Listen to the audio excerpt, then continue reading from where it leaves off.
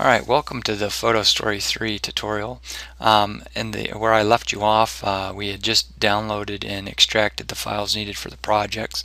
So we're going to pick up where we left off. I started Photo Story 3, and that's what you're looking at right now. It's the home screen.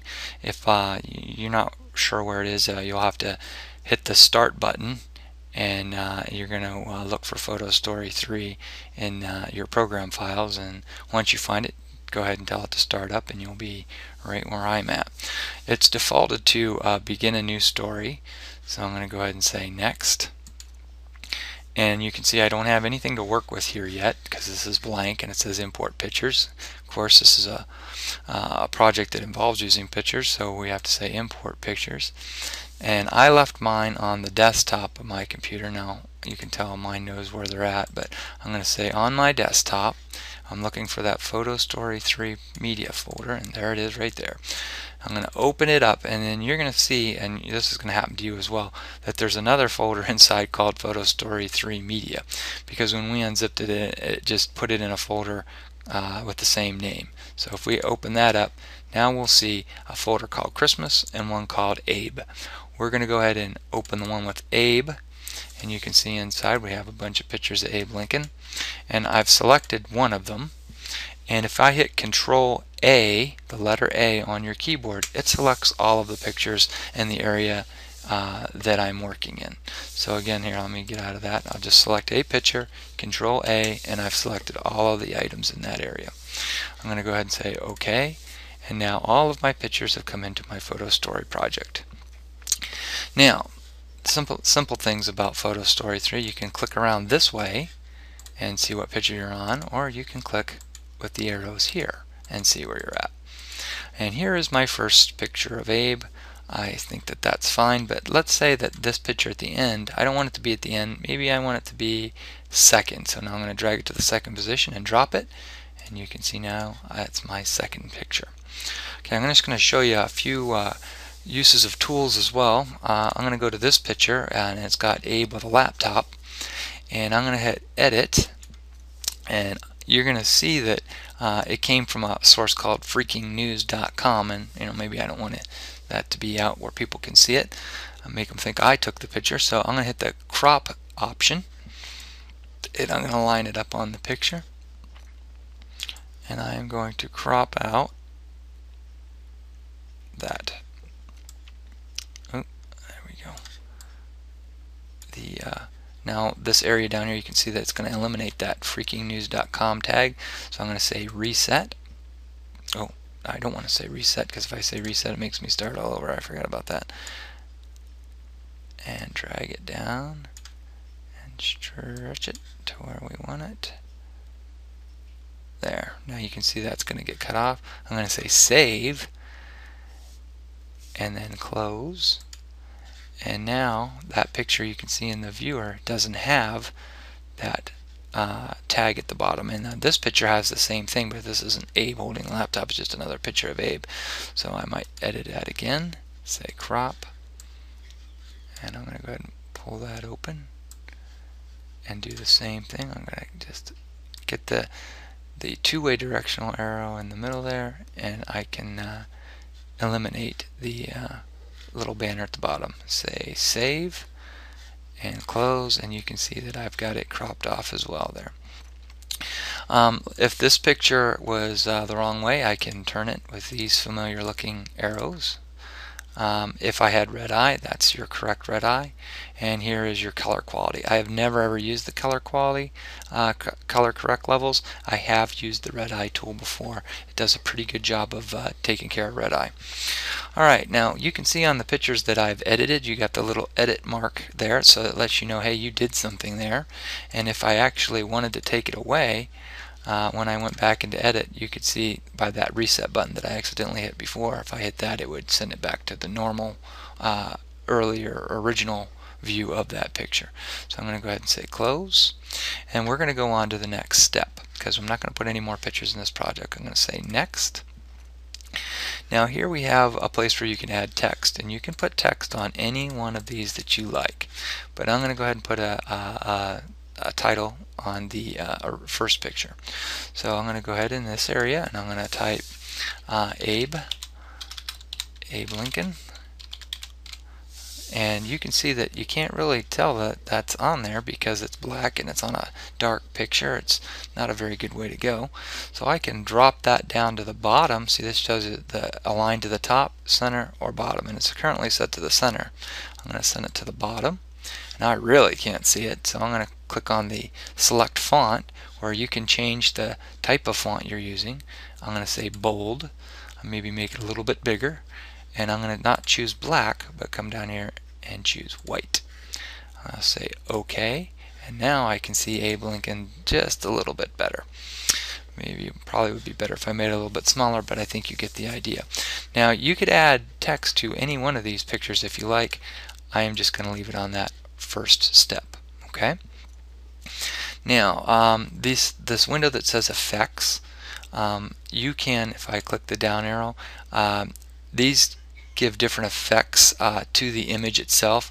Let's say I'm going to use this one right here. I wouldn't want to make it black and white because it's already black and white, but I think it was outline in black. That's a pretty neat effect there. But if you don't like that one, you could use watercolor, and that's not a very good one as it's black and white, and I can see it on my image. It's not a very good one to use. Charcoal, that's pretty neat looking, but I'm going to go back to that outline in black, and we'll just leave it like that as an example. Not that I'd really leave it that way, but just so you can see how you can apply an effect to a picture. And again, you see the little edited mark. And if you wanted to do that to other pictures, you can do it to other pictures as well. Any picture that you want to have an effect, you can do that too. Alright, so I've added pictures, I have added some text, and I have added an effect. I'm going to go to the next step, and in this area you can actually record narration to the screen.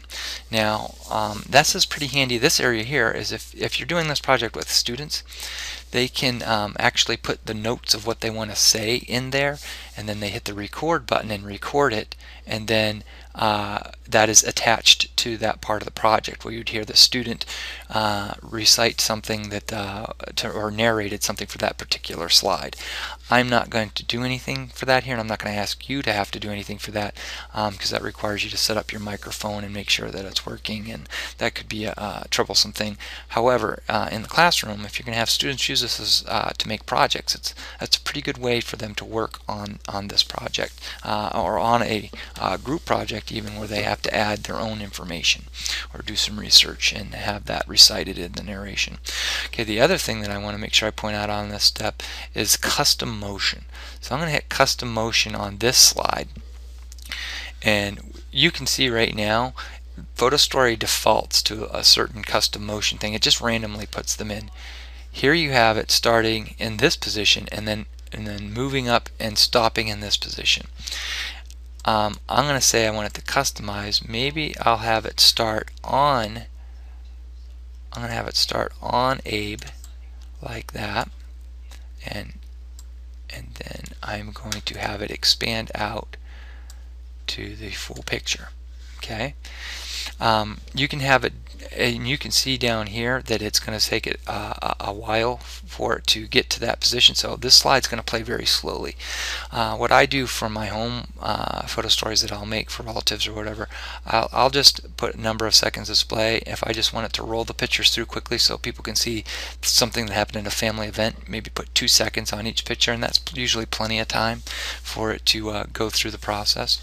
So I'm going to go ahead and say save and then close, and there we have the actual, the icon's different because it has 2 boxes or 2 rectangles.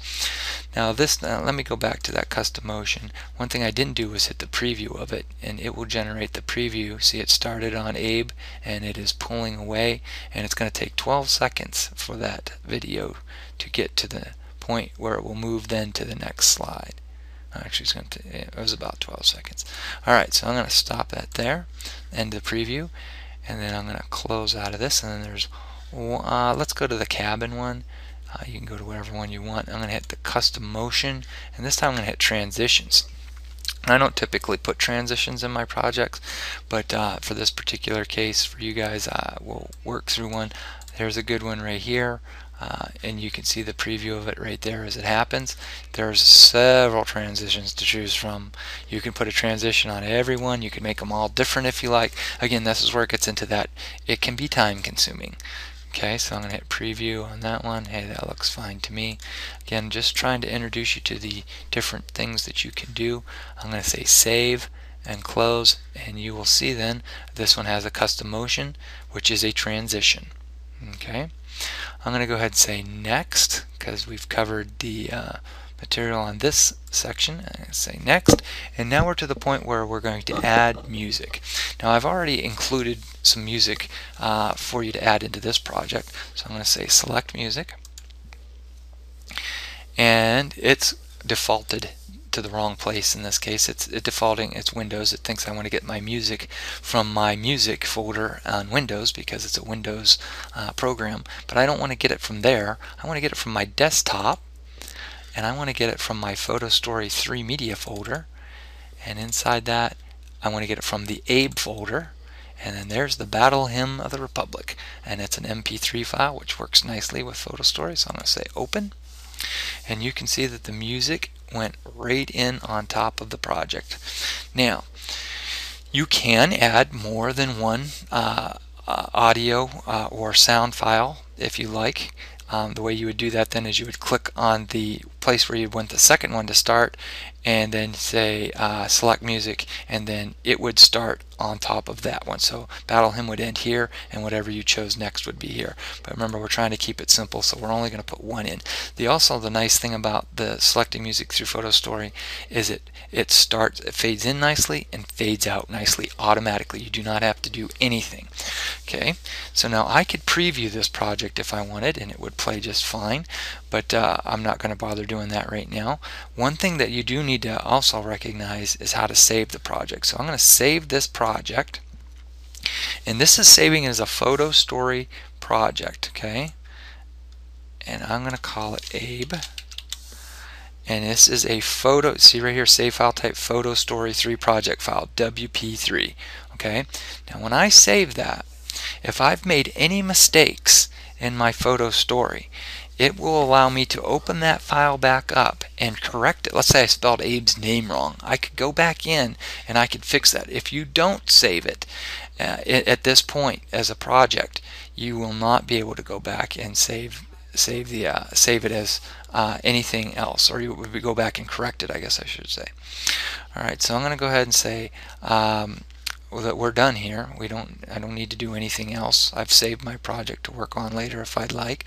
And actually, to see where that project went, it's in a folder called Photo Story and Abe, and you can see the icon for it here is a Photo Story icon.